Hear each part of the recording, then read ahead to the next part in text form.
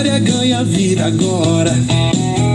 Audioaula, audioaula, audioaula de história com o professor Fernando. Audioaula, audioaula, foi.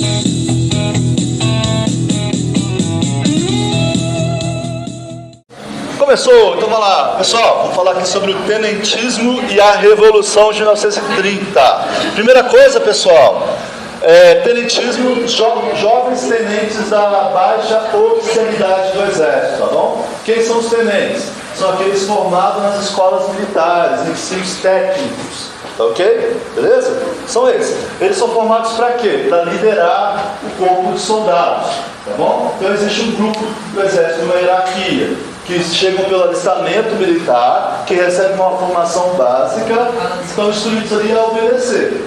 E tem aqueles que são formados para liderar, tá bom? Que é a escola de oficiais. E aí, então, a mais baixa patente dessa escola de oficiais são os tenentes, tá bom? Seguido por capitães e assim por diante. Aí é importante contar para vocês aqui qual que é a situação do Exército durante a Primeira República. Vocês vão se lembrar que o Exército participou ativamente do movimento republicano que vai depor, né, o Império Brasileiro, não é isso? Né?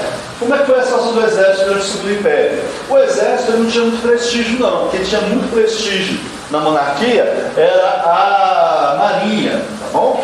Mas o Exército vai ganhar um enorme prestígio graças à Guerra do Paraguai, né? Então eles vencem a Guerra do Paraguai, voltam com prestígio e são festejados pela sociedade brasileira aqui, tá bom? E eles querem aproveitar esse prestígio, de certa forma, para ter maior posição no governo brasileiro, né? Poderia ser mudando de regime ou não necessariamente, mas eles querem aproveitar desse prestígio. Isso estou falando do Exército, né? Vai ter uma situação muito interessante. O Exército brasileiro durante a Guerra do Paraguai, ele vai tomar contato com os exércitos do Uruguai e da Argentina, que são o quê?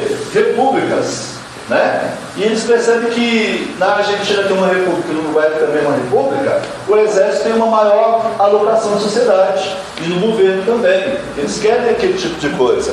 E eles são orientados pelo positivismo, tá bom? Tá certo? Esse positivismo é uma filosofia política que tem a ver com a ideia do progresso, né? De um caminho para a civilização a partir de uma organização da sociedade. Tá bom? De uma métrica mesmo. Tranquilo?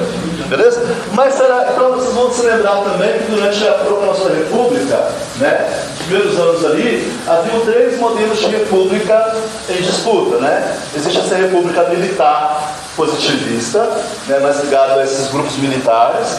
Nem todos os militares do Exército são a favor da República, não, né?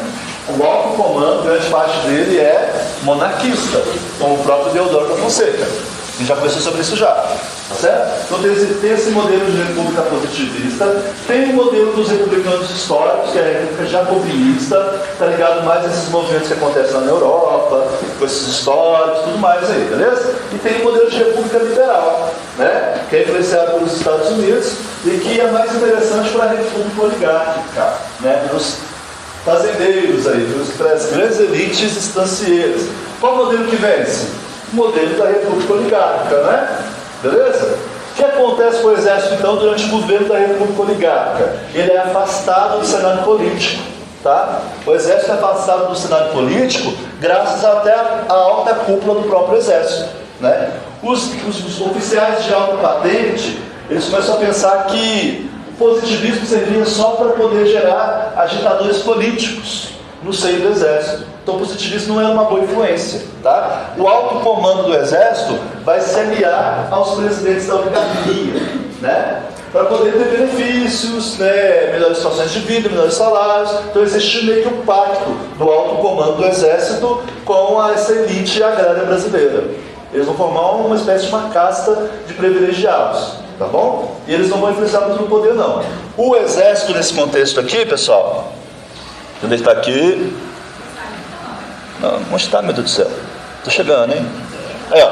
O Exército ele vai proibir, o alto comando do Exército vai proibir que a baixa oficialidade participe de qualquer atividade política. Aí vai ter lá o quartel sem partido, né? Isso é uma piada. Não, não. Mas eu vou colocar um riso aqui, ó. Entendeu? editar esse negócio, então posso colocar isso aqui, ó. Obrigado, gente. RS. Então vamos lá. Então, a baixa oficialidade foi proibida de ter manifestações políticas coletivas. E tem uma ideia da alta cúpula aqui de formar um exército mais profissional. Tá bom? Então, as escolas militares assinam cursos técnicos, vai formar engenheiros, médicos, por aí vai. E até um grupo de tenentes brasileiros vai ser enviado para se juntar ao exército alemão. Hoje nesse contexto, tá bom? Para poder aprender com os alemães como é que se procede num campo de batalha, que é o exército alemão. Uma missão militar francesa também é enviada ao Brasil para dar aula a esses militares. Então tem uma outra ideia diferente do exército, tá bom? Uma ideia que o exército só trata da defesa do país, né? Que ele está subordinado ao presidente da república, que o exército não vai intervir na política mais. O exército é para defender o país, pronto, acabou. Beleza? Qual que é o problema disso, pessoal? Dessa casta de privilegiados? Vai ter um atraso muito forte na progressão de carreira dos militares, não é? O que é uma progressão de carreira? São avanços do salário, subida de patente e melhorias de salário. Falei, né? 2 vezes, né? É importante, né? O salário com a subida de carreira pelo tempo de idade. Só que a legislação militar naquele contexto colocava idades muito altas. Então, os militares de baixa patente demoraram muito tempo para poder subir para a alta patente. E aqueles que morriam jovens nem viam isso. Né? Por que eu falei que é uma pequena casta? Porque a maioria do efetivo compõe as baixas oficialidades. E a minoria, a alta cúpula, a alta oficialidade, criando uma diferença aí, tá bom? Será que esses soldados aí, tenentes, vão abandonar essa ideia de interferir na política? Não, vão não, tá bom? Até porque eles estão se formando em escolas, né, técnicas e vão ter acesso a conhecimento, né, e vão ser mais do que intelectualizados. Então eles também vão voltar, principalmente a partir dos anos 1920, com a ideia do soldado cidadão, né? Aquela ideia que era muito forte no movimento republicano. O que é o soldado cidadão, gente? É basicamente aquele que eles vão pensar o seguinte: o soldado é aquele que morre pelo Brasil de fato, né? Se ele morre pelo Brasil, tem essa coragem, ele luta pelo Brasil, ele é um verdadeiro patriota, não é? Como verdadeiro patriota, ele sente um chamado para lutar pelo Brasil. Então eles devem formar, sim, pelo seu nacionalismo forte, puro, essa verdadeira elite dirigente, não é? Naquele contexto tem essa ideia da teoria das elites, tá bom? O que seria a elite? Hoje a gente pensa que a elite são só os ricos, não é?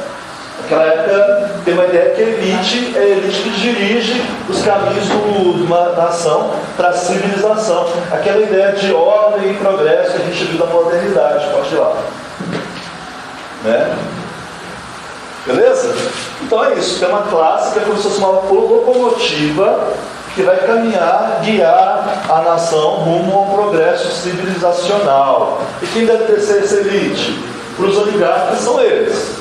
São os mais civilizados, são os mais ricos, né?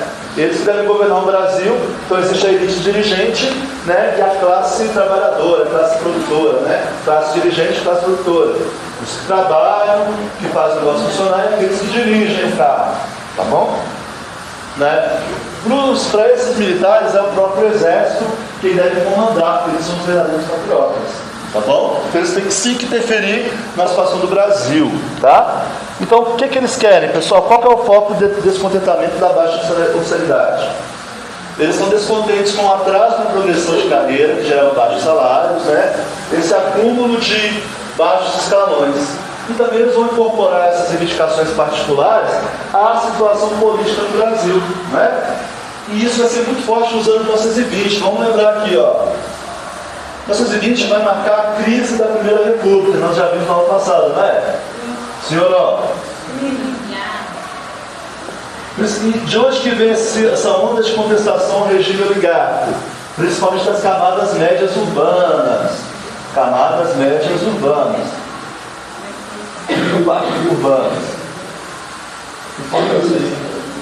Né? Quem está na cidade, ali nas cidades, estão reivindicando maior participação na política brasileira. Os trabalhadores que querem direitos trabalhistas, as mulheres que querem voto feminino, né? Camadas médias que querem também uma organização melhor das eleições, uma moralização das eleições, não é? Como é que era o voto da Primeira República? O voto ele era aberto, não era secreto, não é? Beleza? Não havia uma justiça eleitoral que fiscalizasse as eleições, né? Então as eleições eram sabidamente fraudulentas. Até morto voltava, né? Voltava não, zumbi? Não, morto voltava, não voltava, né? Vai que, né? Pode ser também. Zumbis. Mas não, até morto voltava, né? Muito bem.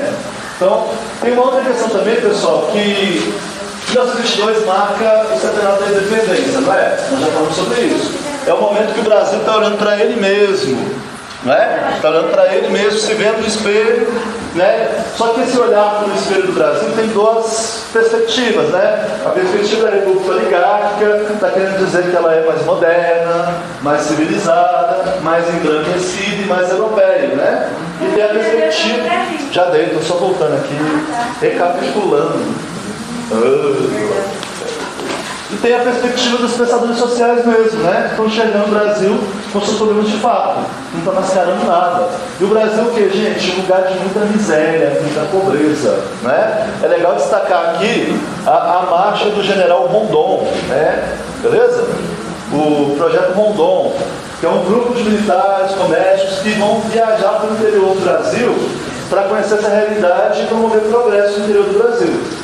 E eles voltam falando sobre muita pobreza e muita doença. O Marechal Rondon vai dizer que o Brasil é um grande hospital, muita gente doente, muitas doenças que circulam de fácil tratamento, né? Tem também que vai marcar muito, gente, até antes disso, o livro de Euclides da Cunha sobre a Guerra de Canudos, que vai trazer essa visão sobre o povo sertanejo, pobre, né? Excluído da sociedade da capital. Então existem dois Brasis, né? Ou vários Brasis. Mas tem o Brasil da capital, né? Tem o Brasil da elite oligárquica e tem o Brasil do interior do Brasil, o Brasil do sertão. Então tem esse movimento de unir o Brasil, né? Se o Brasil quer caminhar para o progresso, ele tem que cuidar do povo brasileiro. O povo, uma nação forte, caminha forte para o progresso, né? Não pode ser desse jeito, essa divisão social tão grande que existe aqui na República Oligárquica. Então os tenentes vão abarcar muito com essas ideias de mudanças sociais no Brasil, mudanças políticas, mudanças econômicas, né? E até mudanças no interior do exército. Tá bom? O que reivindicava então os tenentes? Eles queriam purificar a sociedade brasileira e o próprio exército estava corrompido. A alta cúpula do exército se aliou aos interesses particularistas dessa elite oligárquica, né? Que era corrupta. Pausa para água aqui, galera. Pronto, volta aí. Oi. O quê? Pode ir na Vanessa, vai na Vanessa lá. Vai nessa. Deus também foi ruim. Foi bom, né? Vai nessa. Os dois saíram juntos pro banheiro? Mas tem que esperar o bobão voltar, ué. É um bobo de cada vez, você tem que esperar. Você me enganou. Cansado de ser enganado. Quem é bobo? Eu? Né? Tem um bobão lá fora? Tem? Quem? Então tem que esperar a Samara voltar. Samara do chamado, né? Chamado. Então vamos lá. O chamado porque a Vanessa chamou? Não. Que isso? Para de bobagem, meu menino. Presta atenção na aula aí. Vamos lá. O que ele está falando? TDAH? Então vamos lá. O que eles queriam, gente? O próprio, para os tenentes, né? Para os tenentes, a cúpula do exército estava meio que corrompida, porque se aliou a interesses particularistas dessa elite agrária corrupta. Então tinha que purificar o exército também, tá bom? Eles vão querer também a moralização da vida pública e o fim da corrupção eleitoral, com a criação do voto secreto, de uma justiça eleitoral, né?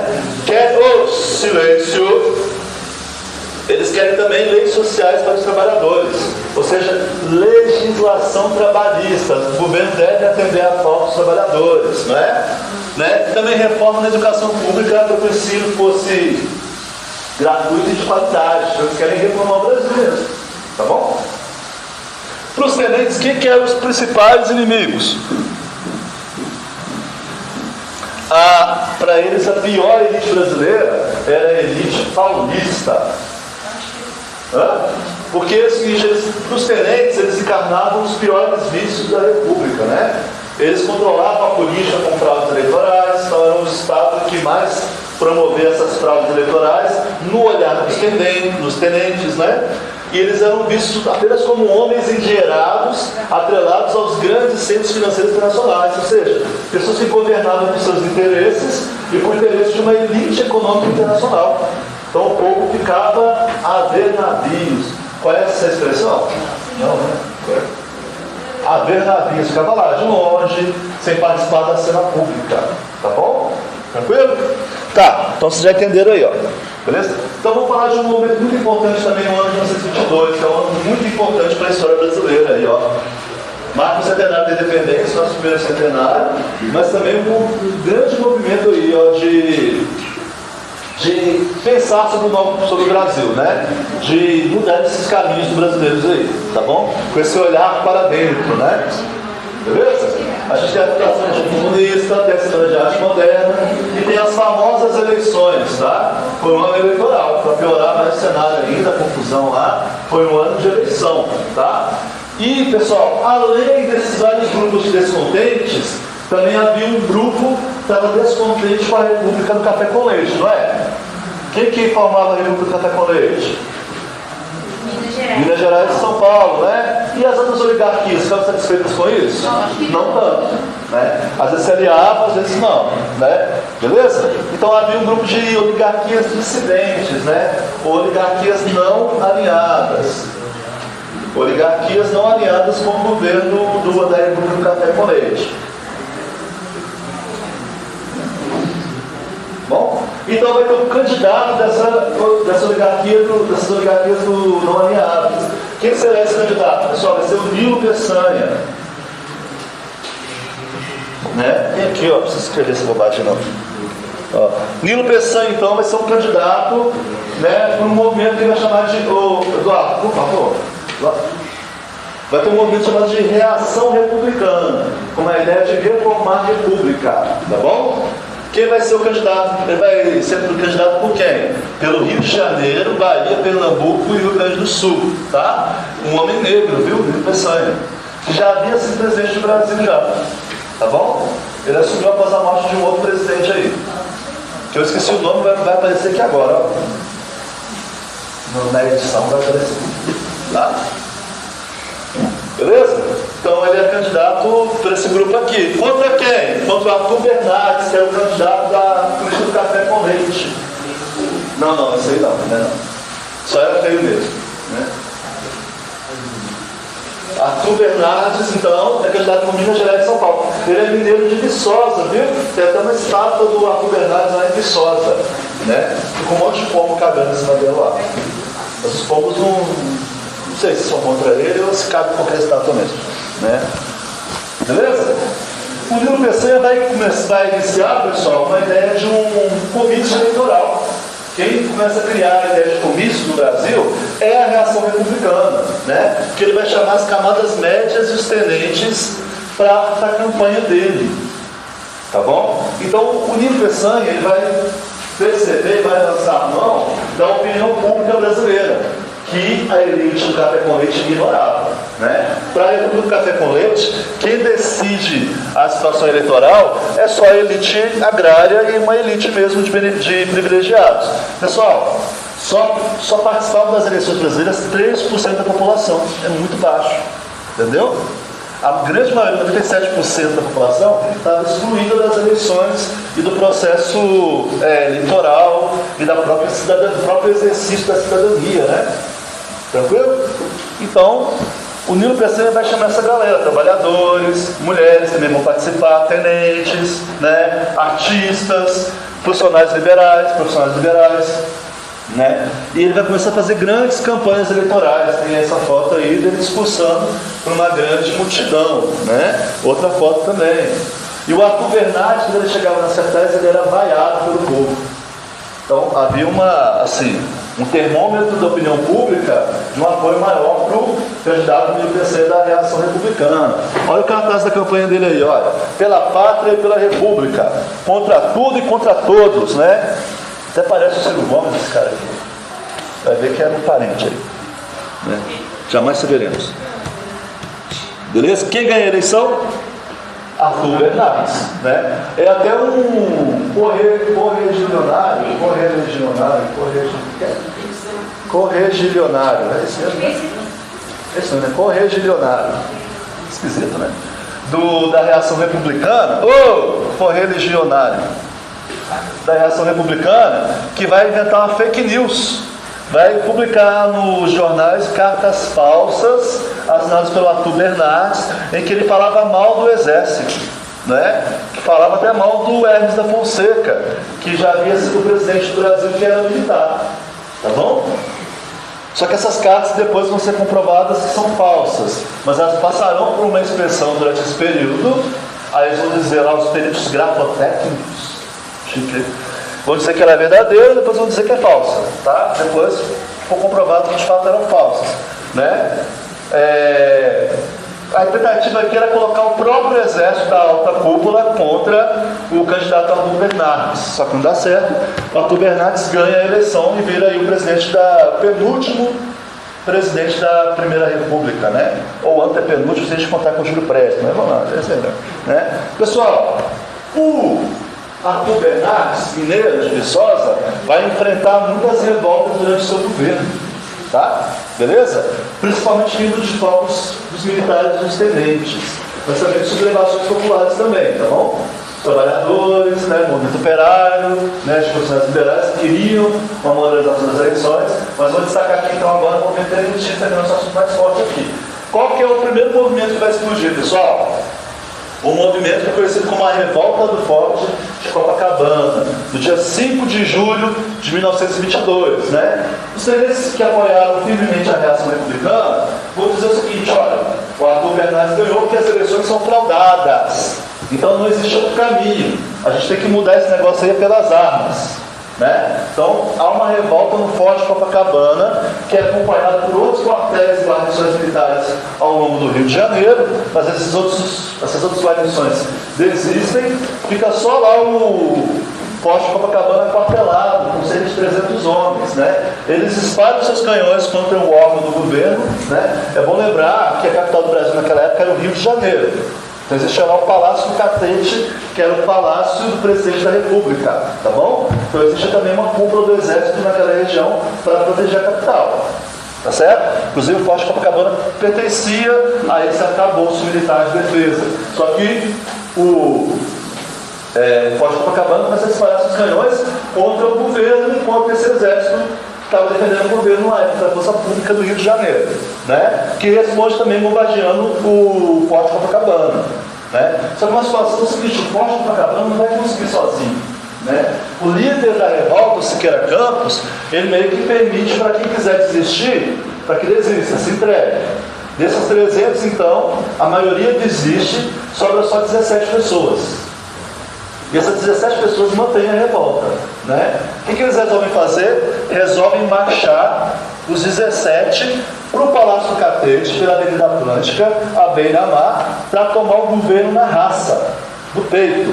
Quase um esquadrão suicida, né? Junto a esses 17 tenentes, se junta um civil. O civil fala assim: onde vocês estão indo? A gente está indo lá depois o presidente. Vou com vocês, dá uma arma aí. Aí chegam os 18 lá, então, são 17 tenentes e um civil, né? Sendo bombardeado por aviões, saraivada de tiros aí da segurança pública, né? Do governo, que é dos militares que são legalistas. O que acontece então? Morrem, né? Dos 18, 16 morrem, só 2 sobrevivem, inclusive o civil também morre, coitado, né? Quem sobrevive? O Eduardo Gomes e o próprio Siqueira Campos. O Siqueira Campos, ele está aqui, ó, no meio aqui, liderando a galera. Corajoso, hein? Peito aberto ali, ó. Aqui tem coragem, né? Aqui tem coragem, isso é corajoso, né? E o Otávio Correia, que era um gaúcho jovem, né? Vindo de uma família rica, né? Morreu, né? Rico. Né? Por que tem um brigadeiro esse do Eduardo Gomes aqui? Porque Eduardo Gomes, gente, ele mais tarde, nas eleições de 1945, 46, ele vai ser candidato a presidente da República. E na campanha eleitoral dele, né, vão fazer docinhos, né, de leite condensado com chocolate com microgranulados para servir na campanha eleitoral dele. E ele era brigadeiro. Então virou docinho do brigadeiro, que deu origem ao brigadeiro. Então doce brasileiro, né? Beleza? Para comemorar esse fato aí, próximo aula vocês vão trazer brigadeiro para mim, tá bom? Obrigado. Não? Gente, então, essa epopeia corajosa dos 18 do Forte vai marcar a história, né? Esses vão morrer, mas vão entrar para a história, né? Beleza? O que é interessante? Cabir e vou entrar para a história. Cabir. Já não se fazem mais heróis como antigamente. Até são. Ah, isso. Né? Voltando aqui, voltou. Né? No segundo aniversário do 18 do Forte, ou seja, no dia 5 de junho de 1924, vai estourar uma outra revolta tenentista em São Paulo, agora comandada pelo general Isidoro Dias. E eles vão tomar a cidade de São Paulo, tá? A cidade de São Paulo vai ser fortemente bombardeada e os tenentes vão tomar controle do poder. O próprio governador de São Paulo, ele foge, tá? Para a capital, para o Rio de Janeiro. Então, a população fica em pânico, existe muito bombardeio, né? Muitos tiros e barricadas. Temos aqui algumas imagens, né? Então é uma loucura lá em São Paulo, beleza? Esse governo vai durar 22 dias. O próprio exército brasileiro vai mandar um contingente forte para poder desbaratar esses revoltosos de São Paulo, né? Aí esses revoltosos, os tenentes revoltosos de São Paulo fogem da capital e vão para Foz do Iguaçu, no Paraná, né? O Isidoro Dias, ele fica doente, vai se tratar no exterior, e quem vai comandar essa coluna paulista dos tenentes é o Miguel Costa, tá bom? Mais ou menos próximo dali, também se forma uma revolta de tenentes no Rio Grande do Sul. Essa liderada pelo capitão Luiz Carlos Prestes, que também quer as mesmas pautas, né? Moralização das eleições, voto das mulheres também vai defender, direitos trabalhistas, né? Moralização, isso tudo que a gente já viu aqui, beleza? Só que ele também não consegue tomar o poder no Rio Grande do Sul. Aí ele foge para Foz do Iguaçu e se encontra a coluna gaúcha com a coluna paulista. Vão formar a famosa coluna Prestes, ou coluna Miguel Costa Prestes, tá bom? Aparecem os dois termos aí pra gente nos vestibulares aí, ó. Tá esse moço aí, Luiz Carlos Prestes, tá bom? O que eles vão fazer, gente? Eles resolvem então. A coluna Prestes contava com efetivos de cerca de 1.000 homens. Eles resolvem andar pelo Brasil afora, fazendo propaganda contra a República Oligárquica, né? E querendo tomar o Brasil pelas armas, chamando o povo de uma revolução. Eles vão marchar por mais de 24.000 quilômetros pelo interior do Brasil. Marchando, entendeu? Enfrentando o exército, né? E lutando. Eles jamais vão perder uma batalha. Vai ser conhecido como uma coluna invicta, né? Então, alguns depoimentos do Luiz Carlos Prestes, que ele vai dizer que o objetivo deles, a estratégia, era chamar a atenção da Força Nacional para o interior, né? Então o exército brasileiro ia combater a coluna no interior, ia deixar as cidades desguarnecidas, aí os tenentes nas cidades tomariam o poder, aí teríamos uma revolução. Talvez ele queria chamar o povo para a revolução, tá bom? E ele vai ter muitas vitórias. O Jorge Amado vai escrever um livro, vai chamá-lo de O Cavaleiro da Esperança, aquele que vai mudar o Brasil, né? Só que eles não conseguem, né? Vai se desgastando. Em 1927, os que sobram fogem para a Bolívia, e lá eles são exilados, tá bom? No exílio, o Luiz Carlos Prestes recebe a visita do Astrogildo Pereira, que dá para ele de presente uma literatura marxista. Ele lê aquilo, ele percebe que o Brasil tem que ter uma revolução mais profunda. Então ele vira comunista. Luiz Carlos Prestes é um grande comunista, vai para a União Soviética para receber treinamento e preparar a Revolução Comunista no Brasil. Estão com medo? Mas muita gente ficou com medo naquela época, viu? As criancinhas ricas ficaram com medo lá. A elite também ficou com medo. Beleza? Tranquilo? Então beleza, estamos aí à marcha, tá? Bom, os tenentes conseguem tomar o poder nesse contexto? Não conseguem, né? O movimento dos trabalhadores consegue mudar alguma coisa? Não. As mulheres conseguem? Também não, né? Então você percebe que todo mundo que vai lutar contra a República Oligárquica perde. né? O arranjo oligárquico ele é muito compacto, ele vai permanecer no poder, né? O que pode destruir ele, gente? Os próprios oligarcas podem criar uma situação ali que eles mesmos se prejudiquem. É o que vai acontecer, né?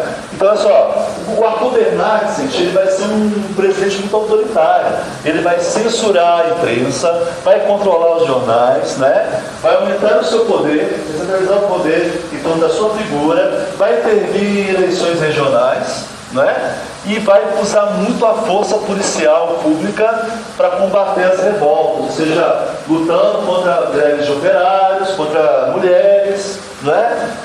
Reprimindo geral, inclusive usando o exército para reprimir os tendentes, por aí vai. Então é ele que reprime a revolta de São Paulo e a Coluna Prestes, grande parte, né? Tanto que é dele a frase que diz que a questão social é um caso de polícia.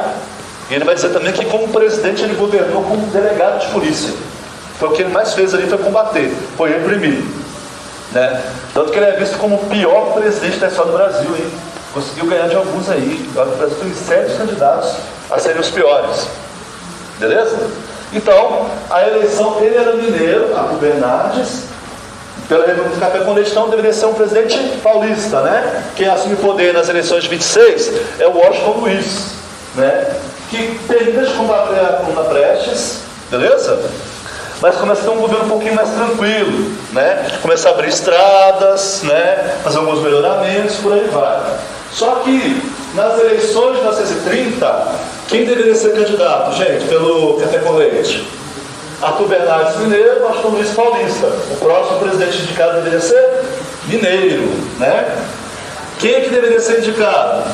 O Antônio Carlos, da Avenida, né? Então, o Antônio Carlos de Andrada estava preparando para ser candidato pela coligação do Café com Leite. Só que o Washington Luiz vai trair Minas Gerais. Esses paulistas traem Minas Gerais. Ele resolve indicar o outro paulista. Isso, que é o... Ele rompeu com essa coligação, né, esse pacto oligárquico, e vai indicar um outro paulista, né? Então ele vai indicar o Júlio Prestes, que nada tem a ver com o Luiz Carlos Prestes, viu? Então Júlio Prestes é candidato para São Paulo. Minas Gerais vai deixar barato? Não. Minas Gerais vai indicar um outro candidato aí da coligação das oligarquias dissidentes, né? Que é o tal de Getúlio Vargas. Gaúcho, né? Então, Getúlio Vargas aqui, ele é candidato. Aqui uma imagem, cara. Ele é candidato por Rio Grande do Sul, Minas Gerais e Paraíba. Tranquilo? Então, essa coligação do Getúlio Vargas vai formar a famosa Aliança Liberal, AL, Aliança Liberal. Essa Aliança Liberal, então, vai compor,